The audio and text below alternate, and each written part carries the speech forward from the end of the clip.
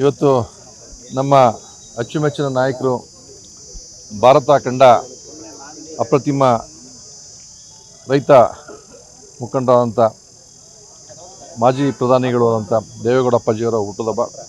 ಅದರ ಅಂಗವಾಗಿ ನೆನ್ನೆನೂ ಸಹ ದೇವಸ್ಥಾನದಲ್ಲಿ ಪೂಜೆ ಮಾಡಿ ಕೋಟೆ ಬೈರೇಶ್ವರನಲ್ಲಿ ಪ್ರಾರ್ಥನೆ ಮಾಡಿಕೊಂಡು ಹೊಸಳ್ಳದ ಎಲ್ಲ ಮುಖಂಡರು ಒಡಗೂಡಿ ಒಂದು ಪೂಜೆ ಮಾಡಿ ಎಲ್ಲನೇ ಅವ್ರ ಹೆಸರಲ್ಲಿ ಒಂದು ಅರ್ಚನೆ ಮಾಡಿ ಪೂಜೆ ಮಾಡಿಸಿದ್ವು. ಮುಂದುವರೆದವಾಗಿ ಇವತ್ತು ನಮ್ಮ ತಾಲೂಕಿನ ಸಾರ್ವಜನಿಕ ಹಾಸ್ಪಿಟಲಲ್ಲಿ ಇರುವಂಥ ರೋಗಿಗಳಿಗೆ ಹಣ್ಣು ಹಂಪಲ, ಹೊಸದಾಗಿ ಜನಿಸಿದಂಥ ಶಿಶುಗಳಿಗೆ ಮಕ್ಕಳಿಗೂ ಸಹ ಸಣ್ಣ ಪುಟ್ಟ ಸಾಕಾರದ ಮುಖಾಂತರ ಕೊಡೋದ್ರ ಮುಖಾಂತರ ಇವತ್ತು ಹುಟ್ಟುಹಬ್ಬ ಆಚರಣೆ ಮಾಡಿದ್ವಿ. ದೇವರು ಅವರಿಗೆ ಆಯುಷ್ಯ ಆರೋಗ್ಯವನ್ನು ಕೊಟ್ಟು ಕಾಪಾಡಲಿ. ಅವರ ಸಲಹೆ ಸಹಕಾರಗಳು ನಮ್ಮ ನಾಡಿಗೆ, ಭಾರತ ಸರ್ಕಾರಕ್ಕೆ, ಕರ್ನಾಟಕ ಸರ್ಕಾರಕ್ಕೆ ಅಗತ್ಯತೆ ಇದೆ.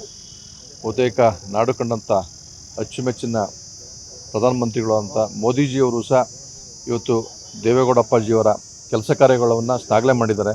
ಅನೇಕ ಸಂದರ್ಭದಲ್ಲಿ ವಿಶೇಷವಾದ ಗೌರವವನ್ನು ಕೊಟ್ಟಿದ್ದಾರೆ.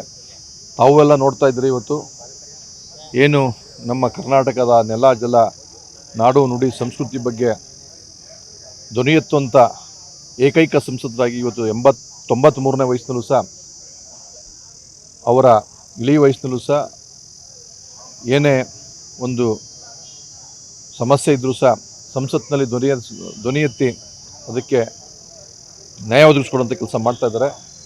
ಅವರು ಇವತ್ತು ಇನ್ನೂ ಸಹ 16 ವರ್ಷಗಳ ಕಾಲ ಬಾಳಬೇಕು. ನಮ್ಮ ನಾಡಿಗೆ ಅವರ ಸಲಹೆ ಸಹಕಾರಗಳು, ಅವರ ಅಗತ್ಯತೆ ಇದೆ ಅನ್ನೋ ಮಾತನ್ನು ಅಂತ ಹೇಳಿ ಮತ್ತೊಮ್ಮೆ ದೇವರಲ್ಲಿ ಪ್ರಾರ್ಥನೆ ಮಾಡ್ಕೊಳ್ಳೋದಿಷ್ಟೇ.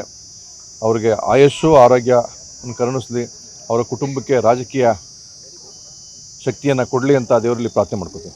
ಇವತ್ತು ನಮ್ಮ ದೇಶದ ಕಣ್ಮಣಿಯಾದ ನಮ್ಮ ದೇವೇಗೌಡ ಅಪ್ಪಾಜಿ ಅವ್ರದ್ದು ಹುಟ್ಟುಹಬ್ಬದ ಪ್ರಯುಕ್ತ ನಾವು ಒಂದು ಹಾಸ್ಪಿಟ್ಲಿಗೆ ಬಂದು ಒಂದು ಏನು ಆರೋಗ್ಯ ಇದಕ್ಕೆ ಒಂದು ಹಣ್ಣು ಹಂಪಲಗಳನ್ನು ವಿತರಣೆ ಮಾಡಿ ಅವ್ರಿಗೆ ನಾವು ಹುಟ್ಟುಹಬ್ಬ ಆಚರಿಸೋಕ್ಕೆ ಒಂದು ಕೇಕ್ ಕಟ್ ಮಾಡಿ ಇನ್ನೂ ಅವರು 100 ವರ್ಷ ಕಾಲ ಚೆನ್ನಾಗಿ ಬದುಕಲಿ ಅಂತ ನಾವು ದೇವ್ರ ಹತ್ರ ಪ್ರಾರ್ಥನೆ ಮಾಡ್ತೀವಿ.